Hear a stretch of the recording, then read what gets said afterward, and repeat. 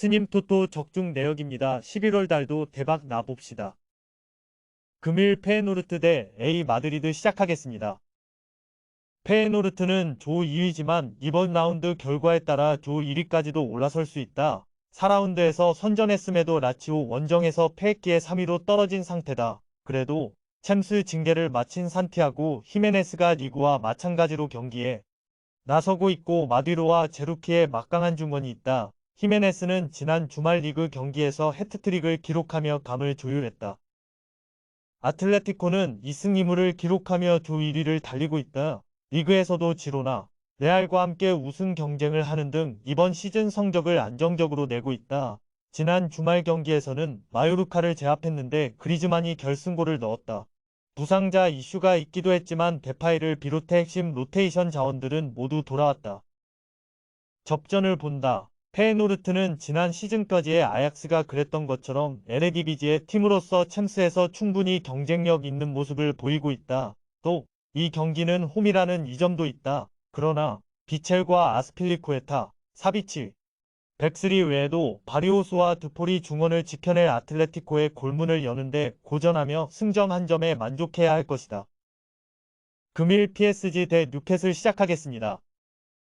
파리는 도르트문트에 내준 1위 자리를 이번에 되찾으려 한다. 휴식기 이후 재개된 경기에서는 리그 선두 경쟁 중인 모나코를 완파하며 기세를 올렸다. 이강인이 휴식한 경기였는데 하무스의 선제골 이후 은바페와 덤벨레, 콜로 무아니 등이 모두 골맛을 봤다. 부상자 없이 최근 경기에 나서기에 로테이션도 원활한데 솔레어와 바르콜라, 페레이라 등이 주전의 휴식 시간을 잘 보장하고 있다. 뉴캐슬은 챔스에서 초반 승점 관리를 잘했지만 연패를 당하며 최하위로 추락했다. 주전 스트라이커의 부상 이탈과 볼란치의 징계아웃 등 악재도 있었다. 그러나 A매치 데이 이후 재개된 프리미어리그 첫 경기서 상승세였던 첼시를 완파했다. 부상에서 돌아온 이삭이 선제골을 터뜨렸고 조엘링턴과 고든 등 공격수들의 골이 있었다.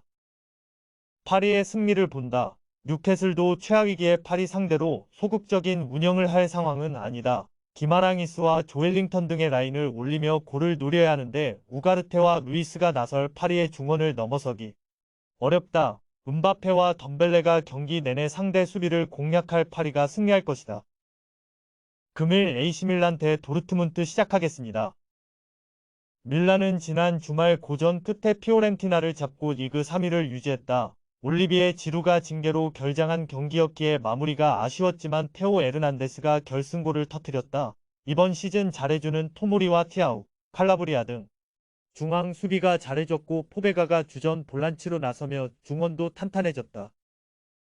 도르트문트는 죽음의 조에서 1위로 치고 올라왔다. 고전이 예상됐던 뉴캐슬 상대로 확실하게 성적을 내며 16강 진출 가능성을 높였다. 그러나 최하위와 승점 차가 3점에 불과하기에 남은 일정에 따라 탈락도 가능하다. 지난 주말 글라드바흐 상대로 폭발적인 화력을 보여준 필크루그와 바이노기트스, 말랭과 사비처 등이 원정에서 다시 골을 노릴 것이다.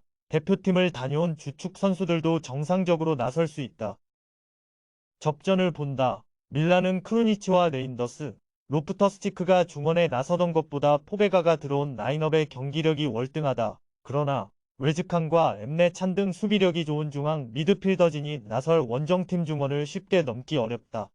무승부를 불사하고 템백을 가동할 것이 유력한 도르트문트가 원하는 승점 한 점을 챙길 것이다. 맨시티는 이미 16강 진출을 확정한 팀이다. 조별 예선 4경기를 모두 승리했는데 디펜딩 챔프로서 좋은 출발을 했다. 지난 주말 리그 경기에서는 2위인 리버풀과 비겼는데 홀란드의 선제골을 지키지 못한 것이 아쉬웠다. 그래도 데브라이너의 이탈에도 제레미 도크와 베르나르드 실바가 이선을 책임지고 있고 로드리의 중원 활동량도 대단하다. 라이프치히 역시 맨시티에 이어 16강 진출에 성공했다.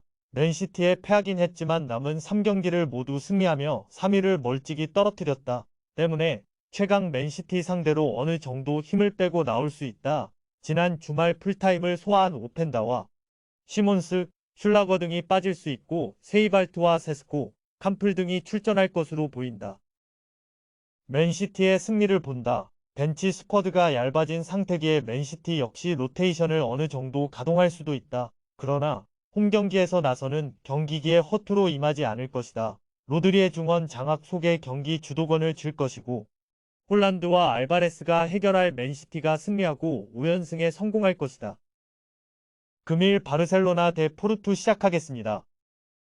바르샤는 직전 경기에서 샤크타르에 패하며 포르투와 같은 승점을 기록 중이다. 원정에서 나선 경기였는데 경기를 주도했지만 상대의 템백에 무너졌다. 그리고 휴식기 이후 나선 첫 경기에서는 라요에 승리하지 못했다. 후반 막판 상대의 자책골을 유도하긴 했지만 하피냐와 레반도프스키의 기회가 골이 되지 않았다. 그래도 홈에서 나서는 경기고 가비를 제외한 주축 선수들이 정상적으로 나서기에 조 1위 확보를 위해 전력을 다할 수 있다. 포르투는 승점과 골득실에서 바르샤와 같지만 승자승에서 밀려 조 2위를 달리고 있다. 그래도 챔스의 단골 손님답게 샤크타르의 승점 3점 앞서며 16강을 향해 유리한 고지를 밟았다. 지난 주말 리그컵 경기에서는 타레미와 페페를 쉬게 하고 곤살레스와 보르지스 등을 교체로 투입하는 로테이션을 가동하며 상대팀을 대파하기도 했다. 바르샤의 승리를 본다. 알람과 에우스타키오를 비롯해 포르투는 중원 압박에 능하고 점유율 경합을 할 수 있는 중앙 미드필더진이 있다. 그러나 균도안과 페드리가 나설 바르샤 상대로 경기의 주도권을 잡긴 어렵다. 야말과 하피냐가 경기 내내 상대 측면을 휘저을 것이고 레반도프스키가 기회를 골로 연결할 바르샤가 승리할 것이다. 금일 조합픽은 모두 무료로 보내드렸습니다. 못 받으신 분들 및 궁금하신 분들은 영상 아래 고정 댓글로 편하게 말 걸어주세요.